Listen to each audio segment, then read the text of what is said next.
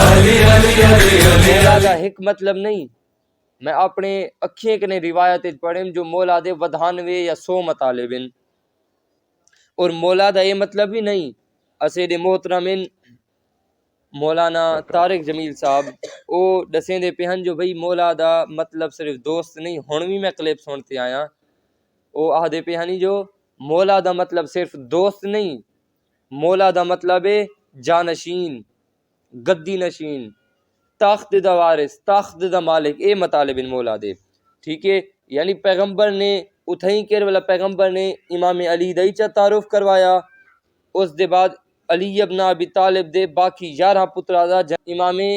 زمانہ اجل اللہ تعالی فرجہم شریف دوی تعارف پیغمبر نے کرایا، اور پیغمبر نے اتھائیں والا کافی حدیث پیغمبر دے ہن پہ پیغمبر نے اتھائیں والا فرمایا جو بھئی کیا ہے میں پیغمبر تواڈے درمیان دو چیزاں چھوڑی میں دا، پیغمبر نے اتھائیں فرمایا انی تارکم فیکم الثقلین کتاب اللہ و اطرتی اہل بیتی، اے لوگو میں اللہ دا رسول تواڈے درمیان دو چیزاں چھوڑی میں دا، یا رسول اللہ کیڑے دو چیزاں؟ پیغمبر نے فرمایا تواڈے درمیان میں ثقلین چھوڑی میں دا، دو چیزاں چھوڑی میں دا، وزنی چیزاں تواڈے درمیان چھوڑی میں دا، انی تارکم فیکم الثقلین کتاب اللہ و اطرتی اہل بیتی،